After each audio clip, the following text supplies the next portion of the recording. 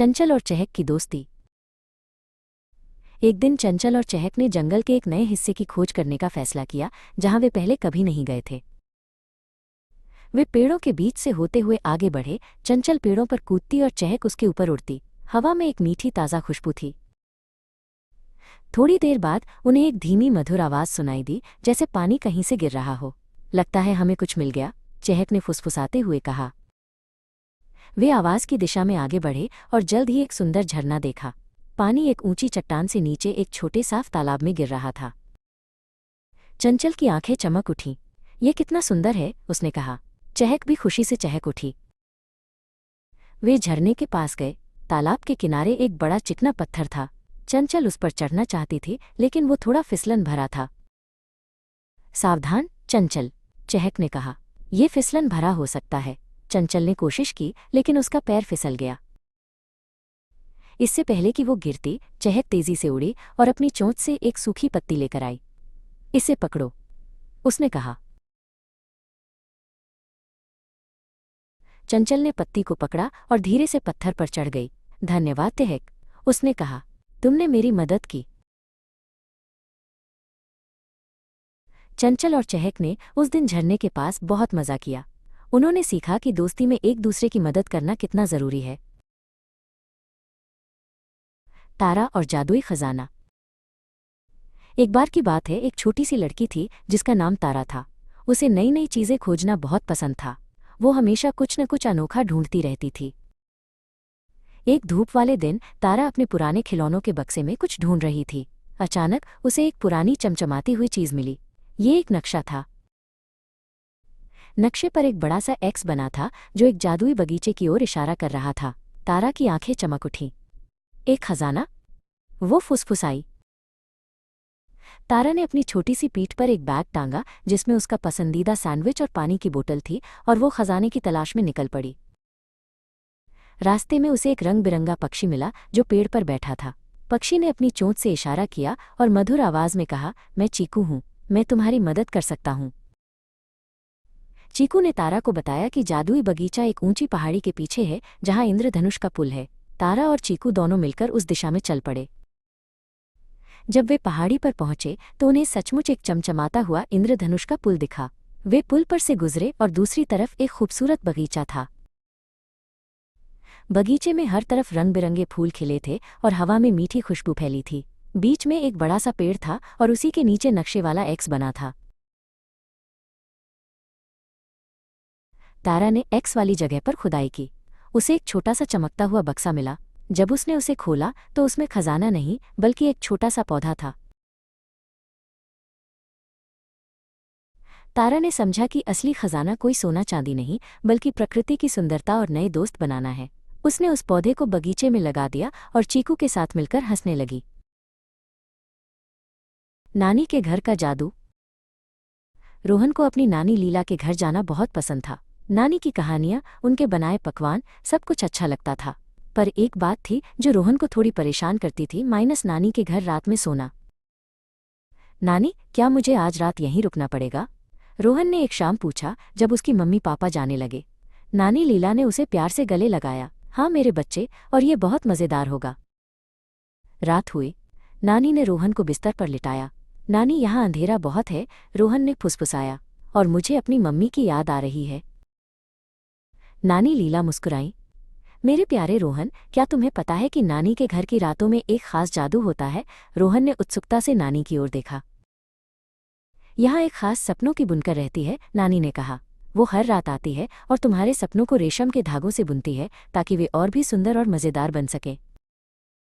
वो तुम्हारे सबसे प्यारे खिलौनों को सपनों में ले आती है और तुम्हें उड़ने वाले बादलों पर सैर कराती है। वो तुम्हारे डर को छोटे छोटे तारों में बदल देती है जो चमकते हैं। रोहन ने सोचा, तो क्या वो मेरे डर को भी दूर कर देगी? नानी ने प्यार से उसका हाथ पकड़ा। हाँ मेरे बच्चे, क्योंकि नानी का घर प्यार से भरा है और प्यार हर डर को दूर भगा देता है। नानी ने उसे एक और कहानी सुनाई, एक बहादुर छोटे खरगोश की जो अंधेरे से नहीं डरता था। कहानी सुनते सुनते रोहन की आंखें भारी होने लगीं। अगली सुबह रोहन जागा। उसने देखा कि सूरज की किरणें खिड़की से अंदर आ रही थीं।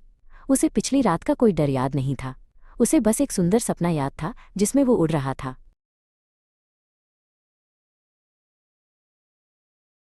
नानी, आपकी सपनों की बुनकर कमाल की है, रोहन ने नानी से कहा।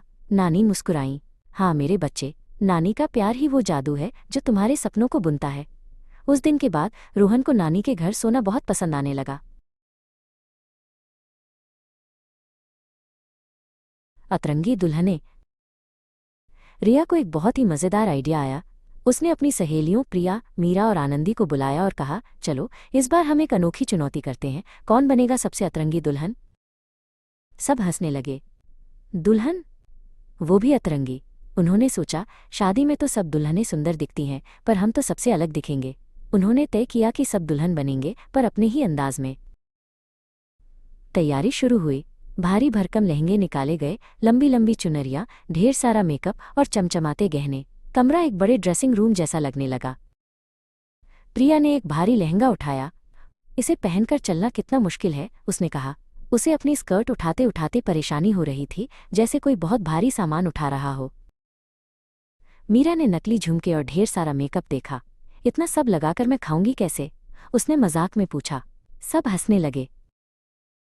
आनंदी को अपने बाल और घूंघट की सबसे ज्यादा चिंता थी। मेरा घूंघट एकदम सही लगना चाहिए, उसने कहा। उसने तो फोटोग्राफर से भी बहस कर ली कि पल्लू ऐसे नहीं, वैसे डालो। जब वे सब तैयार हो गए तो रिया ने पूछा, लोग हमें देखकर क्या सोचेंगे, क्या हमें पागल कहेंगे या मजाक उड़ाएंगे। पर किसी को कोई फर्क नहीं पड़ा। वे सब एक साथ बाहर निकले और सीधे अपने दोस्तों की पार्टी में पहुंच गए। जैसे ही वे अंदर गए, सब लोग उन्हें देखकर जोर जोर से हंसने लगे। कुछ दोस्त तो अपनी हंसी रोक ही नहीं पा रहे थे और एक दोस्त तो मुंह खोले बस उन्हें घूरता रह गया। तभी प्रिया अपने भारी लहंगे में ठोकर खाकर धड़ाम से गिर गई और सब और जोर से हंसने लगे। इस मज़ेदार पल ने सबको और करीब ला दिया। सबने सीखा कि कभी कभी थोड़ा मजाक करना और खुद पर हंसना बहुत अच्छा होता है। जिंदगी को हल्के फुल्के अंदाज में जीना ही असली मजा है।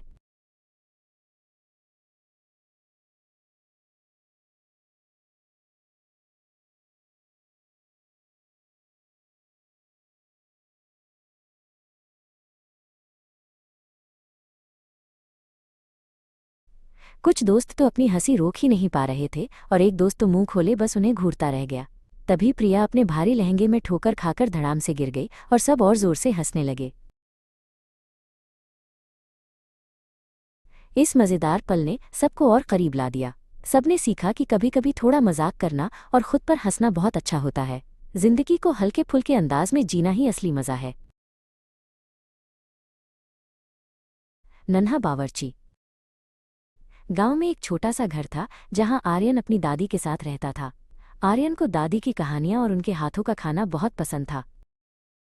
सबसे ज्यादा आर्यन को दादी का तंदूर देखना पसंद था। जब भी दादी रोटियां बनाती, तंदूर से गर्माहट और खुशबू आती। एक दिन आर्यन ने सोचा, काश मैं भी दादी की तरह रोटियां बना पाता। उसने दादी से पूछा, दादी, क्या मैं भी रोटी बना सकता हूँ। दादी मुस्कुराई और बोली, जरूर मेरे लाल, लेकिन पहले तुम्हें आटा गूंथना सीखना होगा। आर्यन ने छोटे छोटे हाथों से आटा गूंथा। कभी ज्यादा पानी, कभी कम, पर उसने हार नहीं मानी। फिर उसने छोटी छोटी लोइयां बनाई और बेलन से उन्हें गोल गोल बेला। कभी रोटी टेढ़ी बनती, कभी मोटी। दादी ने प्यार से उसे सिखाया, ऐसे पकड़ो बेलन और ऐसे घुमाओ। आखिरकार एक सुंदर गोल रोटी तैयार हुई। आर्यन की आंखें चमक उठीं। दादी ने तंदूर में आग जलाई। आर्यन ने हिम्मत करके अपनी रोटी तंदूर में डाली। तंदूर की गर्मी से रोटी फूलने लगी। कुछ ही देर में गर्मा गर्म फूली हुई रोटी तैयार थी। आर्यन ने अपनी पहली रोटी दादी को खिलाई। वाह, बहुत स्वादिष्ट, दादी ने कहा।